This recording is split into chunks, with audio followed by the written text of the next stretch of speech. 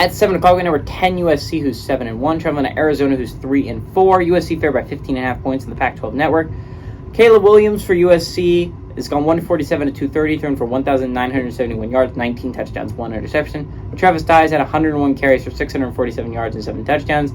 Jordan Addison has had 39 catches for 585 yards and 7 touchdowns. Jaden DeLora for Arizona has gone 174 to 275, thrown for 2,274 yards, 19 touchdowns, 7 interceptions. Michael Wiley has had 57 carries for 297 yards and 3 touchdowns. And Jacob Cowling has had 53 catches for 737 yards and 7 touchdowns.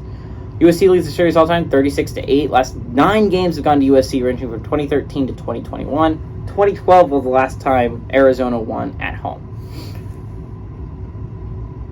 I think this game's interesting. I understand it's probably not going to be the most viewed game because it's on the Pac-12 network, and there's just so many other games that are probably more interesting and fascinating on, right?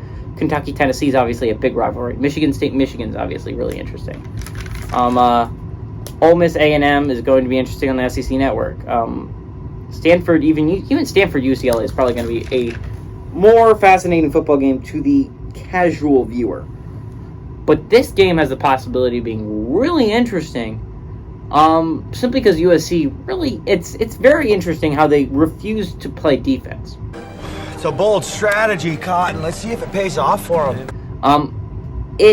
It boggles the mind. It doesn't really make a lot of sense because normally that's how you win football games. They've somehow won a lot of them without playing defense. But that's their reason why they lost to Utah last week. Definitely wasn't the offense. But USC is interesting. I think Lincoln Riley's had a good year. He's 7-1 with first year with the program. I think my big problem with it is him bringing back Grinch as a defensive coordinator has literally never made any sense to me. He is not good. Like, it's not like he was like super successful at Oklahoma with their defenses and they were always good. No, those defenses were consistently awful. It's not like you're not getting talent. It's Oklahoma. Like, you're getting talent. You're just not shaping it. And that's not good. It's really on the defensive coordinator. They're not utilizing talent. I don't know. But they brought back Alex Grinch, so it's going to be a shootout. Jaden DeLora has shown an ability to get in shootouts. He is an interesting quarterback, to say at the very least. And if you have not watched him play, I would recommend watching him play.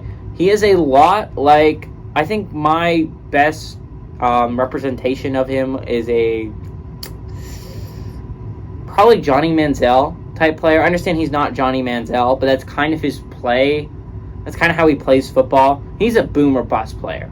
Like, he's either going to be making some amazing throws or he's going to be making some, like, what are you doing level throws.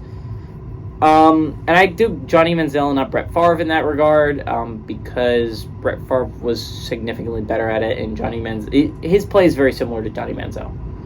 Because while Brett Favre did make some baffling mistakes at times, he was normally consistently a pretty good QB. Johnny Manziel would play phenomenally at times and then just throw the ball just to random people at others, and that's kind of Jaden DeLora's play style, although he's not as good as Johnny Manziel. USC is a really good offense. It really is. And they're coming off a bye, ready for Arizona. Arizona needs this win, kind of. 3-5. 4-4 is a much better place to be if you want to get to a bowl game than 3-5.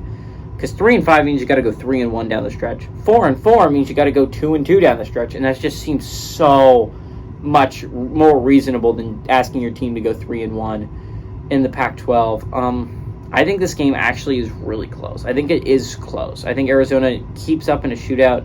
Give me USC to win, but Arizona to barely cover the 15.5 point spread.